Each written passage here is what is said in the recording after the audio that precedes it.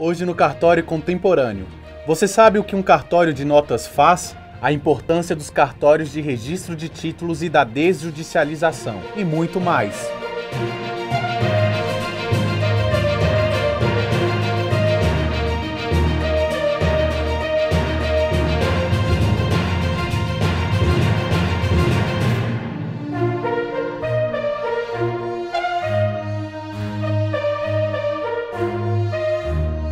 Eu e o Cartório Contemporâneo fomos a São Paulo realizar algumas entrevistas. Conversamos com o Dr. José Renato Nalini, o professor, desembargador, ex-secretário de Educação de São Paulo, mestre e doutor em Direito Constitucional pela USP, integrante do Instituto Pimenta Bueno, atual presidente e imortal da Academia Paulista de Letras, nos presenteou com uma fala sobre a importância do registro de imóveis e da desjudicialização do Poder Judiciário. Veja a seguir. Olá, doutor Nalini, seja bem-vindo ao Cartório Contemporâneo. Tudo bem com o senhor? Tudo bem, obrigado. É sempre uma alegria estar aqui. Os 178 anos do registro de imóveis aponta a possibilidade de um cenário positivo. Como o senhor avalia essa trajetória? O registro de imóveis no Brasil teve uma história muito interessante. Para os que gostam do direito registral imobiliário, que é uma disciplina que nem sempre se encontra no bacharelado, é necessária uma especialização, uma pós-graduação, é até apaixonante, porque se nós pensarmos bem, Duda, quem eram os donos da terra? Eram os índios, né? Nós chegamos aqui, a colonização, e houve inúmeras tentativas de se regularizar a terra, o território, né? Você sabe disso melhor do que eu. Houve governos gerais, houve capitanias hereditárias, né? Depois a Igreja Católica cuidou do registro paroquial. Em 1850 nós tivemos uma lei de terras que foi um início de sistematização e finalmente a Lei 6.015, que é de 1973, mas entrou em vigor em 1º de janeiro de 76, se inspirou no modelo alemão. Ou seja, a cada imóvel deve corresponder uma matrícula, né? Essa matrícula é um flash, mas é um verdadeiro diagnóstico porque acompanha desde as origens da titularidade dominial do imóvel para que nós saibamos qual foi a história, quem foi proprietário, quem ocupou, se houve divisões ou não, né? Como era inicialmente, originalmente o imóvel. E o sistema foi assimilado de uma forma extraordinária, não é? Porque antes aqueles grandes livrões de transcrição, a matrícula veio abrigar toda essa realidade, é uma sucessão de atos, e com a 4ª Revolução Industrial, os cartórios deram um salto, passando até à frente do verdadeiro sistema justiça. Então é muito interessante acompanhar a história. E há muita coisa pela frente que vai ser bastante interessante e importante para o Brasil no momento atual. Os serviços eletrônicos e atividades digitais já são realidade nos cartórios brasileiros. Como o senhor avalia os serviços prestados pelo registro de imóveis? E quais seriam os principais desafios para o registro de imóveis para os próximos anos? Minha avaliação, Duda, deve ser da sociedade. A sociedade está muito contente, o mercado está muito satisfeito com a eficiência, com o salto qualitativo do registro de imóveis a partir dessa iniciativa das entidades que se associaram, não é? E conseguiram dar um salto realmente impressionante, aquilo que há pouco eu acabei de dizer, que é difícil para o poder público, para a administração direta, fazer essas transformações. Então, numa sociedade que está numa mutação profunda, né, muito disruptiva, a desenvoltura com que os registradores podem adotar táticas da iniciativa privada fez com que nós tivéssemos hoje uma realidade que é copiada e também tem inspirado até os países do leste europeu, não é? O leste europeu, depois que houve a dissolução da União das Repúblicas Socialistas Soviéticas, precisou cuidar da propriedade, não é? Regularizar, regulamentar tudo isso. e tem se inspirado, copiado o modelo brasileiro. Então, é um modelo que foi muito bem assimilado pelas tecnologias, por aqueles jovens que, concursados, eles já vêm com uma cultura digital, né, fazendo com que aquela velha concepção analógica, ela logo seja ultrapassada por todas as modernas tecnologias. E o mais importante, Duda, é que você pode encontrar hoje em várias delegações extrajudiciais funcionários que por autodidatismo, por diletantismo, por amor às novas tecnologias, já estão criando aplicativos, estão fazendo usos híbridos daquilo que está disponível. Então, nós vamos ter muita novidade daqui para frente, sempre para melhorar a condição jurídica da propriedade, a segurança que a sociedade quer para quem possui um imóvel. E quais seriam os principais desafios do registro de imóveis nos próximos anos? Eu diria, Duda, que são oportunidades, né? O Brasil precisa, com muita urgência, de que haja uma alavanca negocial, que haja um incremento do crédito, que haja mais construção civil. Nós temos um déficit imenso de infraestrutura. O Brasil precisa de portos, precisa de hidrovias, precisa de ferrovias, né? Precisa de saneamento básico e precisa propiciar ao brasileiro, até aquele que hoje é praticamente excluído do mercado, a possibilidade dele ser realmente o dono da sua terra, o dono da sua propriedade.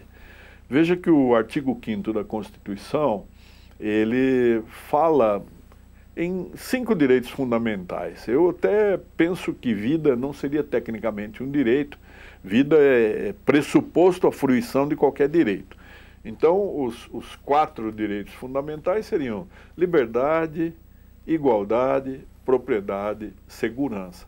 Então, a propriedade é um bem humano, um direito fundamental de primeiríssima dimensão.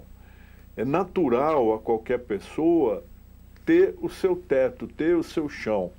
E o registro de imóveis é um instrumento que vai permitir que o brasileiro seja realmente dono, proprietário, senhor dominial da sua casa, e não aquilo que hoje acontece muito frequentemente. Ele é um ocupante, ele é considerado às vezes um invasor, não é? Quando nós vamos verificar na prática, e os processos judiciais mostram isso, ele foi zeloso cumpridor dos seus deveres de compromissário comprador, ele pagou religiosamente as prestações, mas a escritura é insuficiente para o registro, né? Então, o registro de imóveis, que tem requisitos formais até para garantir a segurança jurídica, precisa de alguns elementos que aquele coitadinho que adquiriu o seu imóvel não consegue comprovar, não é? Então, ele recorre ao uso capião, ainda bem que hoje a uso capião pode ser administrativa, mas se nós tivermos uma aliança, uma coesão entre as prefeituras, as municipalidades e o registro de imóveis, nós vamos dar um salto ao Brasil em termos de facilitar as operações creditícias, alavancar a construção civil, né? Nós precisamos de quantos empregos? Temos 14 milhões de desempregados, então nós precisamos criar também milhões de empregos.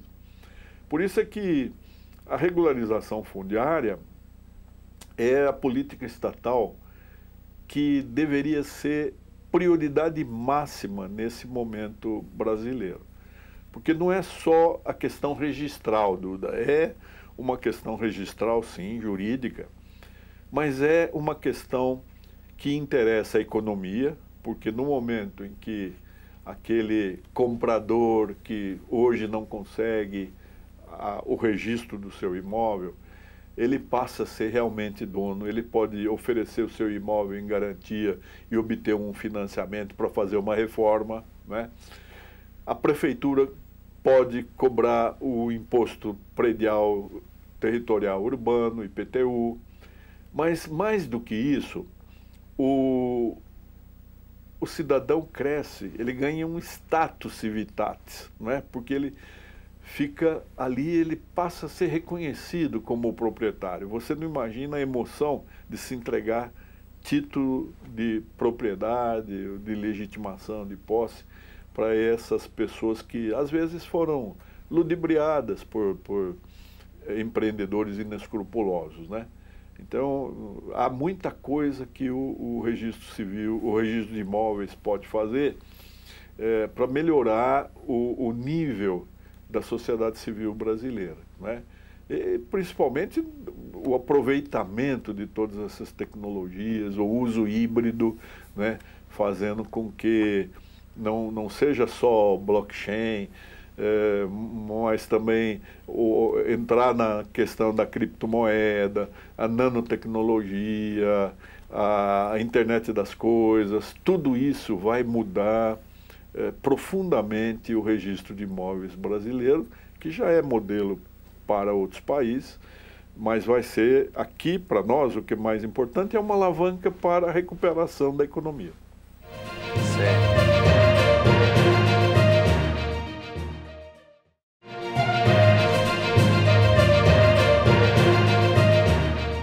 Como o senhor vê a implementação do Operador Nacional do Sistema de Registro Eletrônico de Imóveis pelos registradores imobiliários?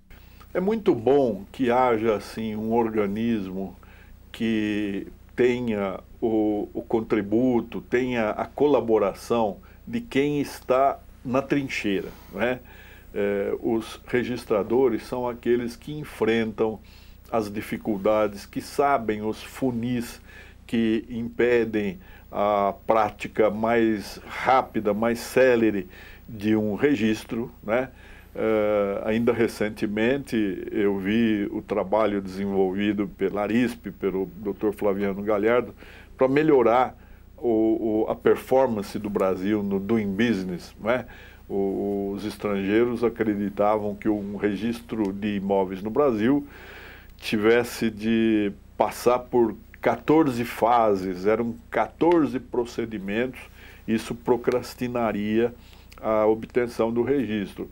E era uma âncora fazendo com que o Brasil fosse menos confiável pela comunidade internacional.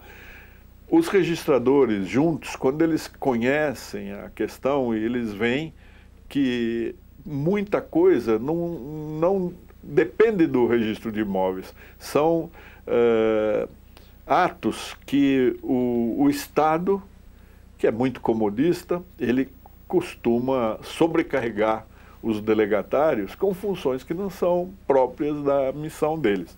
Mas eles não têm fugido disso, têm colaborado e o Operador Nacional tem condições de receber todas essas contribuições e de colaborar com o CNJ, colaborar com o Poder Judiciário para que o registro imobiliário brasileiro seja cada dia melhor. Ele já é, talvez, o melhor do mundo.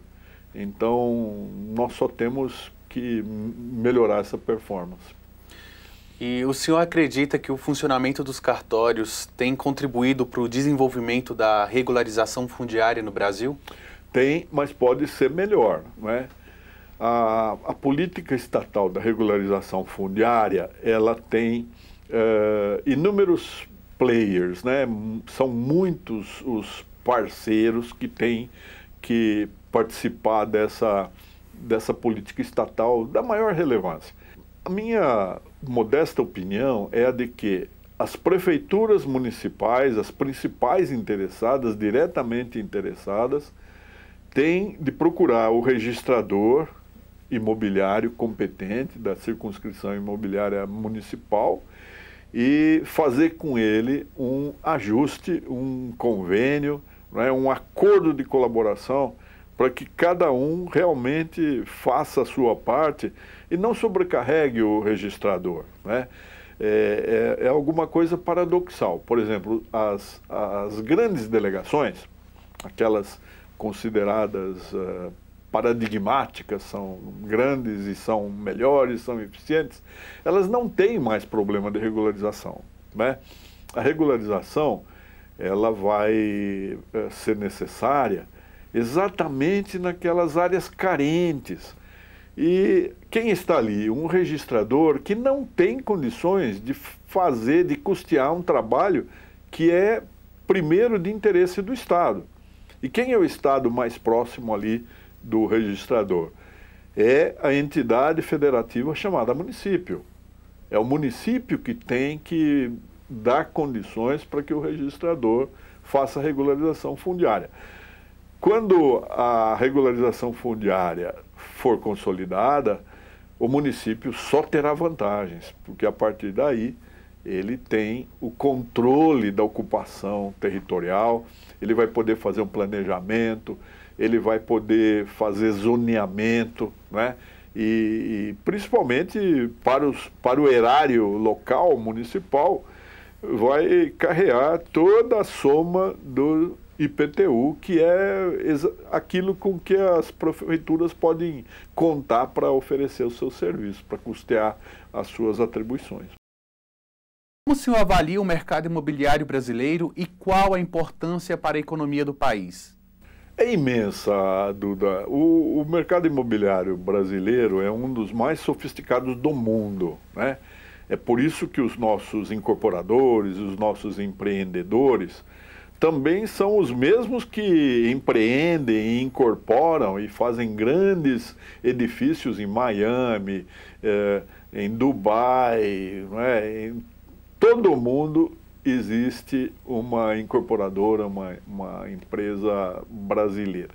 Agora, aqui para nós, no Brasil, a construção civil é aquilo que mais assegura empregos, diretos e indiretos, né?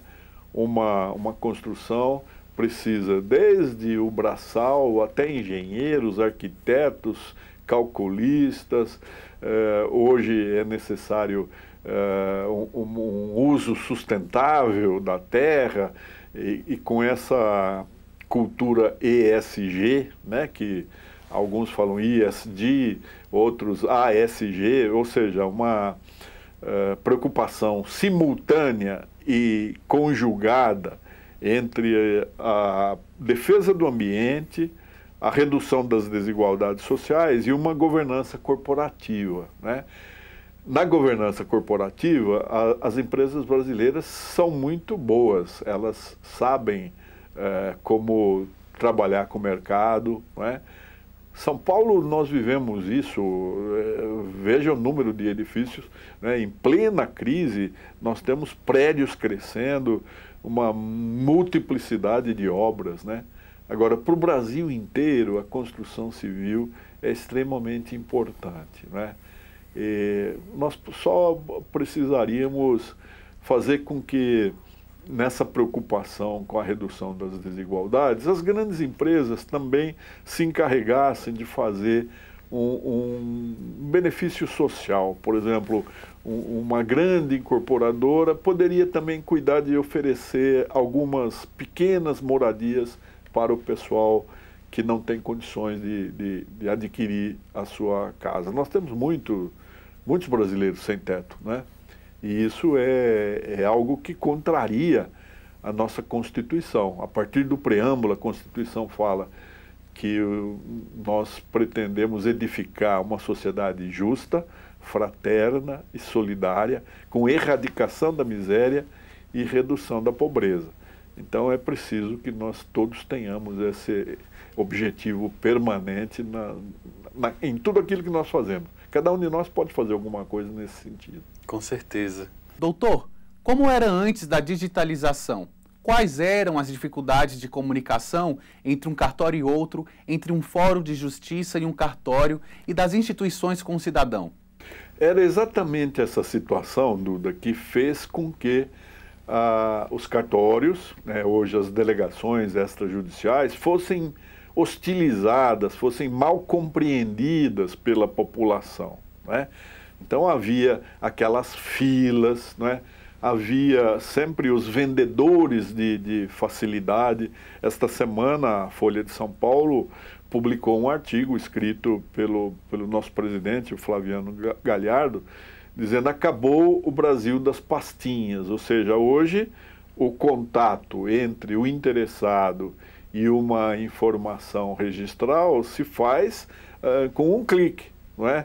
E isso tem sido algo extremamente proveitoso para o andamento dos negócios, para que não haja perda de tempo, que não haja necessidade de locomoção, que numa megalópole como São Paulo, ela é sempre complicada, ela é dispendiosa em termos de tempo de locomoção, de angústia das pessoas enfrentarem o trânsito, né? Isso tudo vai ser cada vez melhor, porque o registrador brasileiro, ele não cuida só de fazer aquilo que lhe é peculiar, aquilo que lhe é próprio, ele quer também aperfeiçoar o convívio social. O Arispe é uma prova disso, tem preocupação ambiental, com sustentabilidade, com manejo adequado dos resíduos sólidos, com o amparo às pessoas necessitadas. Então essa consciência cidadã, ela é extremamente importante, e o fato de os registradores terem um contato direto com a sociedade, com a população que precisa resolver questões para eles complexas, mas para quem é do ramo é alguma coisa simples, não é? Eles estão empenhados nisso e podem fazer muito mais coisa. Poderiam fazer mais se o CNJ transferisse atribuições para os registros de imóveis e para as demais delegações também, né? Há muita coisa que eles podem fazer com maior eficiência, maior celeridade, maior confiabilidade do que sobrecarregar uma vara judicial, né?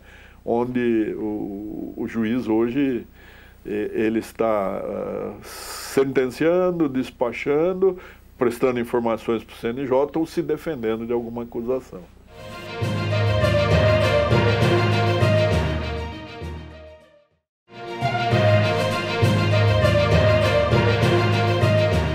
Num país como o Brasil, vários problemas não têm soluções fáceis. Afinal, uma coisa é alguém que mora aqui em São Paulo, outra coisa é alguém que mora no interior do Amazonas.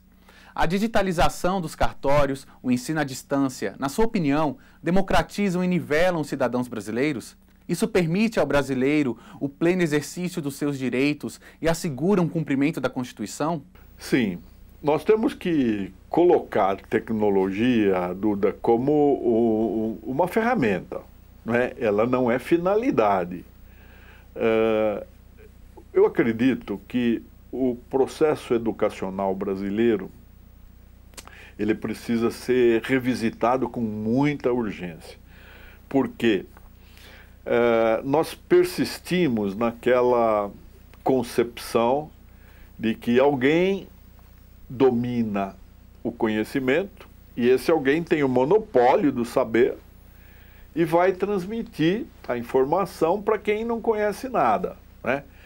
Isso não é novo, Duda. Montaigne, Michel de Montaigne, um pensador francês, há 500 anos, ele criticava o método da escola, que de certa forma foi muito vinculado depois do Renascimento, a questão de industrialização, ainda muito incipiente, mas trouxe aquele modelo da indústria ou da artesania para dentro da escola, ou seja, padronização, homogeneização, disciplina, hierarquia, não é? Ele criticava até a distribuição física de uma sala de aula, né? Carteiras enfileiradas. O último da fila, o que ele enxerga primeiro? A nuca do colega da frente, E um professor ou uma professora ali repetindo alguma coisa que hoje é inadmissível, não é? As crianças parecem que já nascem com chip, né? E elas encontram respostas muito mais atualizadas, muito mais interessantes e sedutoras, porque você consegue encontrar música, cores, movimento, né? Enquanto que uma aula é aquilo, é alguém falando, né? Depois de 5, 10 minutos as crianças estão viajando, né? Por regiões mais interessantes da sua mente. Então nós precisaríamos investir nos professores, né? Fazer com que os professores fossem verdadeiros curadores de conteúdo. Ou seja, eles têm de permitir que o aluno, isso eu estou falando, Duda, pode ser na escola particular, e já existe esse modelo, precisaria ser feito rapidamente na escola pública, que é uma máquina pesada, paquidérmica, emperrada, com muita burocracia, tudo centralizado, mas está sendo feito com muito sucesso na educação corporativa, como a Uniregistral. Por quê? O professor não é aquele que ministra a aula, ele é aquele que descobre a vocação de cada aluno. O que é que você gosta de fazer, né?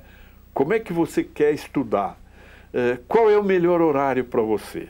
Eu passo umas leituras, você comenta depois comigo, eu faço algumas questões, nós conversamos, né? Você quer que isso seja presencial ou pode ser à distância, né? Então, o professor hoje é aquele que tem que despertar a curiosidade do aluno. Se ele conseguir despertar a curiosidade, o aluno vai por si. Não é? É muito bom quando você vê que alguém conversa e você vai... Mas você talvez goste disso, você já pensou naquilo, por que não vamos experimentar isso?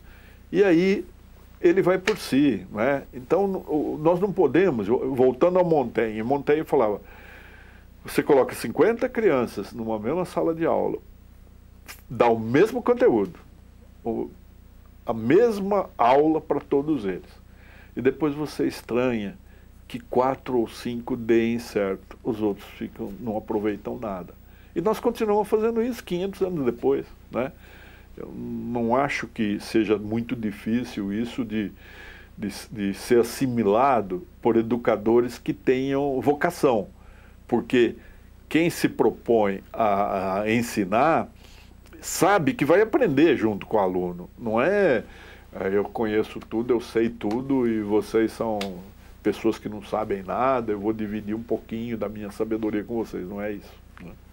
É possível uma justiça melhor, mais acessível e mais rápida? Como?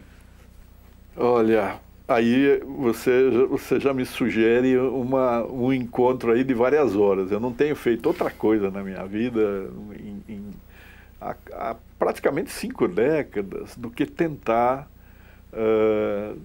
refletir e fazer as pessoas pensarem numa justiça melhor, né?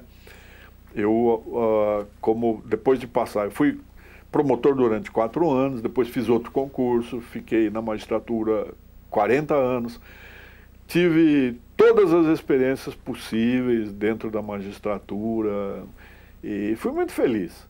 Mas eu sempre sonhei com uma justiça que fosse mais humana, né? Que fosse mais singela, que resolvesse problemas em lugar de teorizar, né? Então, por que elaborar sentenças com erudição, com citações, né? Se você conseguir fazer todas as suas sentenças assim e dar conta da tua carga de trabalho, tudo bem, é uma questão de estilo. Mas eu fico penalizado quando vejo um juiz considerado erudito, um verdadeiro gênio, ele profere uma decisão dessas, enquanto ficam centenas, às vezes milhares de processos esperando uma resposta, né? Então, é possível sim uma justiça melhor, e ela já está sendo feita pelas delegações extrajudiciais, né? Quantas vezes a pessoa tem um problema, procura o notário, procura o registrador, conta o problema, e hoje eles podem chamar outra parte e conversar e estabelecer um acordo. Essa é a melhor justiça, né? Agora, nós estamos num país, Duda, que tem mais faculdades de direito do que a soma de todas as outras que existem no restante do planeta. Você imagina isso? O Brasil tem mais faculdades de direito do que a soma de todas as outras que existem em todos os outros países. Não seria ruim que todos conhecessem direito, mas conhecessem direito para conhecer também as obrigações, os deveres, né? Para observar espontaneamente o ordenamento. De que adianta nós termos assim, uma Constituição que retrata um paraíso, né? Você lê a Constituição do Brasil, que maravilha, ela cuida de tudo, né? De educação, de meio ambiente, de justiça, mas, e temos uma legislação infraconstitucional também abundante, nós somos prolíficos em produzir normas, mas e a observância dessas normas, né? Se nós observássemos o artigo 225 da Constituição, nós teríamos deixado todos os biomas serem sacrificados como hoje estão, né? Então nós precisamos mais de suscitar na cidadania o amor à Constituição, o amor às normas, mas de uma maneira a tornar a vida de cada um melhor, né? Voltando aos gregos, enquanto houver alguém sofrendo, eu não posso ser completamente feliz, né? Enquanto houver um semelhante meu passando por necessidade, com angústias, com aflições que possam ser removidas pela ação humana, como é que eu vou dizer que eu estou em paz com a minha consciência? É verdade. A saída está na desjudicialização de alguns processos, como mediação ou divórcios em comum acordo, realizados no próprio cartório? Desjudicializar é a regra, né? Nós fizemos já e houve um avanço, Duda, porque quando eu ingressei na magistratura, você veja, em 1976, né, você sequer era concebido, então a recomendação dos mais experientes era de que o juiz não deveria perder tempo tentando conciliar.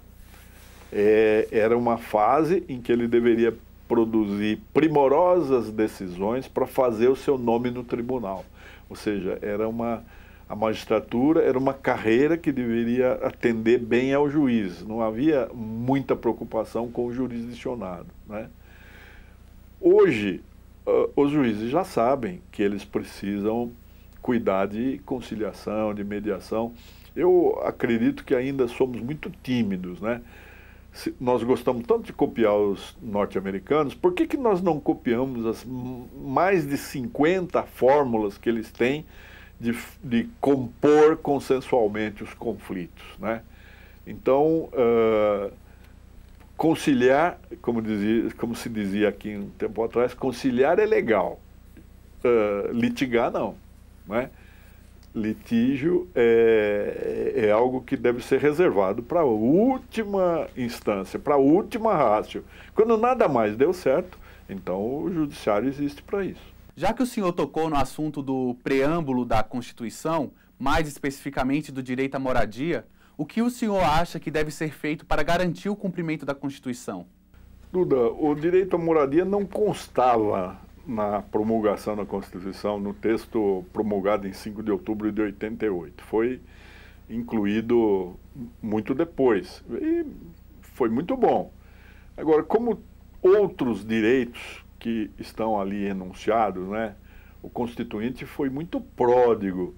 Ele não só tem um caput do artigo 5º, com esses 5 direitos que eu mencionei, mas depois tem 78 incisos, né, e são irradiações dos direitos E tem 3 parágrafos ali que constituem uma porta aberta para a inclusão de qualquer direito que possa ser extraível da interpretação da Constituição, que seja um tratado, resulte de um tratado de que o Brasil faça parte, etc. Então nós temos uma profusão de direitos. Quando tudo é direito, fica difícil você satisfazer de uma forma integral, né, essa cornucópia, há direitos demais. Agora, moradia realmente é de primeira necessidade, é essencial, né? Faz parte do mínimo existencial, a pessoa precisa ter um teto. Eu vejo aqui em São Paulo, nós temos milhares de prédios vazios. E falta uma política pública factível. O mercado não é bonzinho. O mercado trabalha quando ele terá alguma vantagem. Então, hoje, por exemplo, se a prefeitura, em lugar de criar uma série de obstáculos a que haja um retrofit num desses edifícios no centro da cidade, porque são edifícios velhos, antigos, né? Pé direito alto, mas não tem aquelas exigências de acessibilidade e todos esses requisitos que vieram, evidentemente, para garantir a segurança das pessoas. Mas se flexibilizasse um pouco, esses prédios, eles poderiam servir para acomodar as dezenas de milhares de brasileiros que em São Paulo não têm onde morar, né? Só nas ruas nós temos cerca de 30 mil pessoas morando continuamente, permanentemente na rua. Rua não é lar para ninguém, não é um espaço digno, né? Então o que falta é vontade política. Há pouco, quando você falava da construção civil, nós temos incorporadoras, empresas construtoras que são poderosas, né? São monumentais, e todas elas dirigidas por pessoas muito clarividentes, eruditas, por uma elite. Eu convivi com o Secov, que é o sindicato da construção civil, e são pessoas muito qualificadas. Por que não há um movimento de chamar esses empreendedores, esses incorporadores, e falar: você foi muito bem sucedido, é mérito seu, foi sua luta, porque às vezes o brasileiro tem a impressão de que o governo tem ódio de lucro, né? Não, cria só empecilhos à iniciativa privada. Mas já que você está tão bem hoje, devolva um pouco à sociedade, cuidando da moradia de 10 famílias, de 15 famílias, de 5 famílias. Se cada um fizesse isso como uma contraprestação, né? Por isso que eu gosto dessa cultura ESG, né? Cuidar simultânea e de uma forma conciliada de ambiente, de redução das desigualdades sociais, onde está a falta de moradia, e de governança corporativa, nós teríamos resposta para quase todos os problemas brasileiros, né? Eu sou muito afeiçoado à questão ambiental, porque o maior desafio da humanidade é realmente o aquecimento global, né? Ele vai trazer catástrofes. Ainda essa semana, o secretário-geral da ONU, o português Antônio Guterres, falou do alerta vermelho, né? Não é brincadeira o que o relatório do IPCC da ONU anunciou, né? O que virá. E quem vai sofrer mais são os mais pobres. Então, nós precisamos fazer alguma coisa, né, aqui no Brasil para mitigar. Talvez não seja possível mais evitar, mas mitigar, amenizar, nós podemos sim fazer. Dr. Renato Nalini, sempre um grande prazer em tê-lo aqui conosco. Muito obrigado pela sua presença e volte mais vezes aqui no Muito obrigado, Duda. Foi um prazer conversar com você.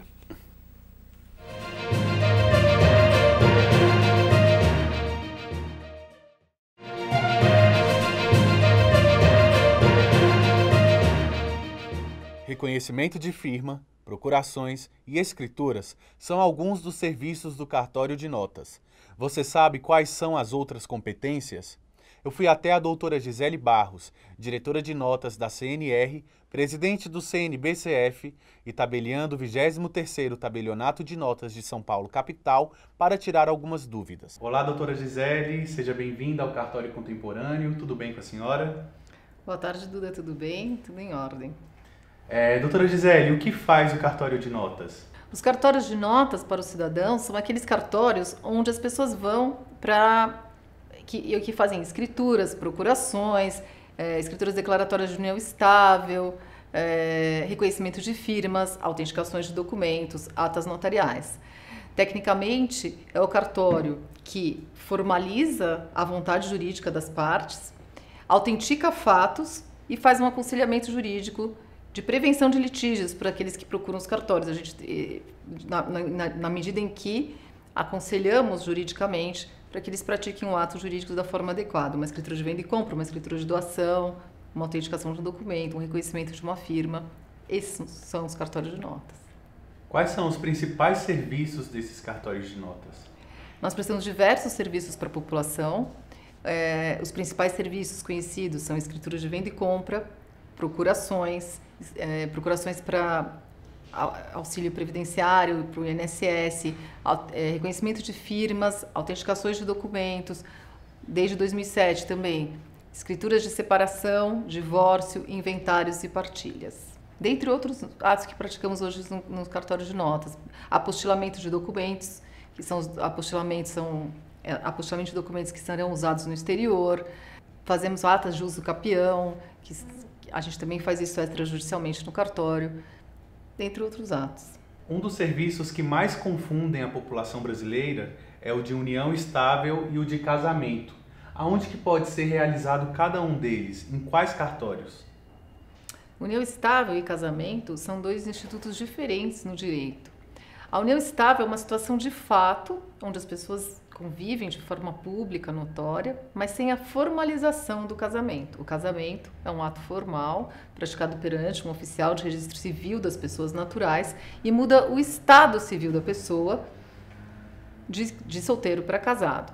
A união estável é uma situação de fato que é formalizada perante um tabelião de notas que para marcar aquela situação de fato, para determinar o tempo, o regime de bens, as regras que aquelas pessoas querem para aquela união estável. O casamento, um ato muito mais formal, não é realizado no cartório de notas, é realizado perante um oficial de registro civil das pessoas naturais, os cartórios que fazem casamentos, que registram os óbitos e os nascimentos, e ela muda o estado civil da pessoa. O casamento realmente muda o estado civil das pessoas. A união estável, ela não muda o estado civil das pessoas, as pessoas continuam solteiras, vivendo em união estável. É uma situação de fato que é formalizada e na qual é dada uma conformidade jurídica, uma adequação de em que momento começou, qual o regime de bens que eu quero para aquela união estável. E isso pode ser feito num cartório de notas, porque isso é uma formalização da vontade daquelas partes, dos companheiros que decidiram então viver numa união estável. São dois institutos reconhecidos como entidades familiares pelo direito civil hoje, mas são diferentes na formalidade e na adequação jurídica. Qual a importância de se ter um contrato de união estável? É importante você fazer um contrato de união estável se você quer determinar as regras e a conformidade jurídica daquela relação, que é uma situação de fato. Você vive com uma pessoa sem querer se casar, mas você pode escolher o regime de bens que você quer para aquela relação, você pode escolher o nome, se você quer alterar seu nome ou não, como no casamento, e dentre outras formalidades que hoje são possíveis através de uma escritura de união estável. A senhora tem algum exemplo da importância da formalização desse contrato de união estável? Sim, no nosso dia a dia nós temos inúmeros exemplos, porque como a união estável é uma situação de fato, é uma entidade familiar de uma situação de fato que as pessoas vivem, a partir do momento que você formaliza com uma escritura pública, você pode é evitar muitos litígios pela frente. Você escolhe o regime de bens que você quer, você termina a partir do que momento você está vivendo junto, como? Com o intuito de constituir uma família, porque tanto o casamento quanto a união estável existe o intuito de constituir família, de formas diferentes.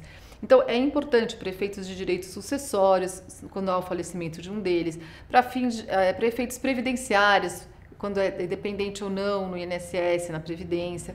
Em todas essas situações é bastante importante e muda bastante a situação das pessoas a partir do momento que elas formalizam isso numa escritura de união estável. O divórcio também é realizado no cartório de notas? Sim. Desde 2007, com o advento da Lei 11.441 de 2007, os divórcios, separações, inventários e partilhas também passaram a ser realizados nos cartórios de notas, perante os tabeliões de notas, desde que cumpridos alguns requisitos. E quais são esses requisitos para se divorciar no cartório? Para que seja possível o divórcio extrajudicial num cartório de notas, perante um tabelião de notas, é necessário que não hajam filhos menores ou incapazes, é necessário que haja consenso entre as partes, os divorciandos, e é necessária a presença de um advogado. Os cartórios de notas, eles realizam um dos serviços mais conhecidos pela população brasileira, que é o reconhecimento de firma. O que é o reconhecimento de firma e qual a importância dele?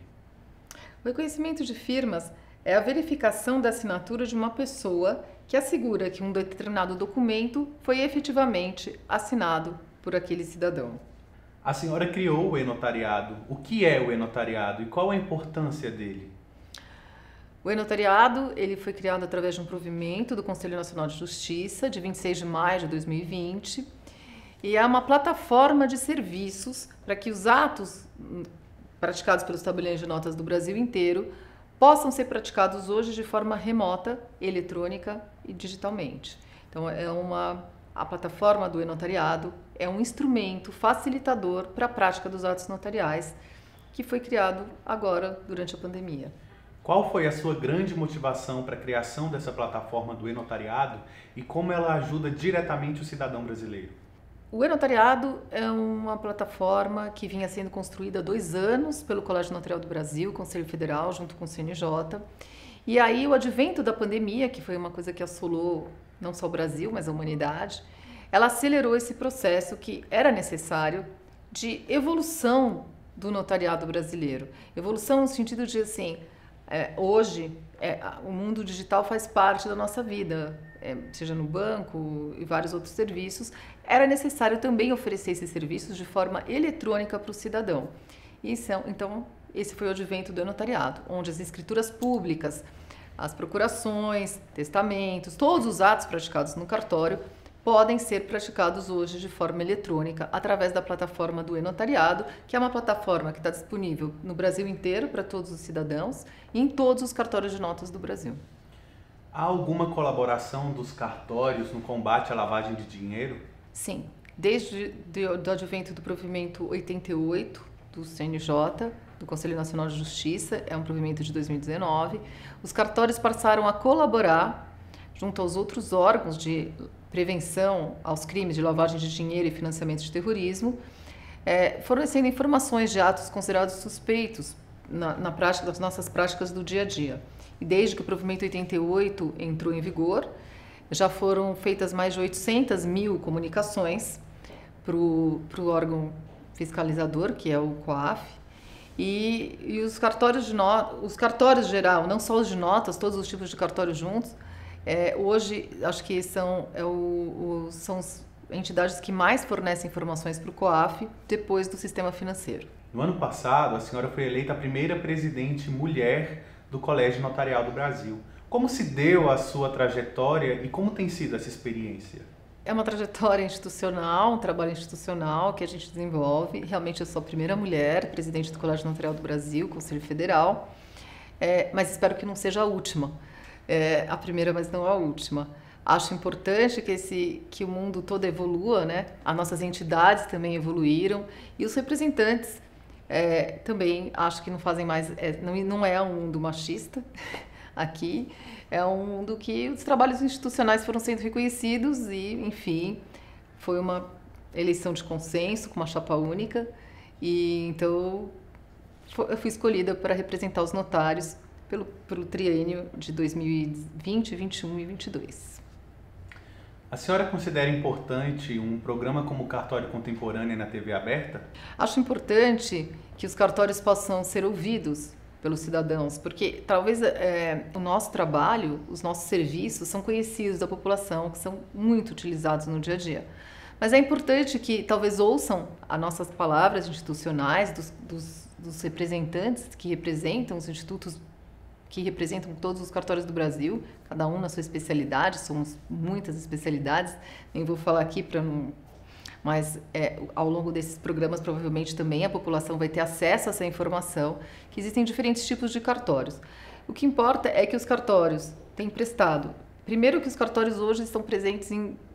Nós temos 5.570 municípios e 8.500, quase 8.500 cartórios de notas no Brasil. Então, nós estamos presentes, literalmente, em todos os municípios do Brasil, até mais de um cartório em alguns municípios. Então, em alguns municípios em que não chegam alguns outros serviços, né? O Brasil é um país de proporções continentais, diferenças gigantescas também entre as várias regiões do país. É importante que tenha um serviço público prestado por um particular, que somos nós, concursados e etc., bacharéis em direito, e que a gente preste esse serviço à população que às vezes em muitas localidades não tem acesso a qualquer outro órgão público. Nós não somos órgãos públicos, mas prestamos um serviço público de apoio e de assistência à população. Doutora Gisele, muito obrigado pela sua participação e seja sempre bem-vinda ao Cartório Contemporâneo. Obrigada. E por hoje é só. Eu sou Duda Meirelles e foi um prazer tê-los aqui conosco no Cartório Contemporâneo. Se você não pôde ver o programa completo, temos uma reprise na segunda-feira, 19 horas, e no canal do YouTube da CNR. Vejo vocês na quinta-feira, 19 horas, no próximo Cartório Contemporâneo. Até lá!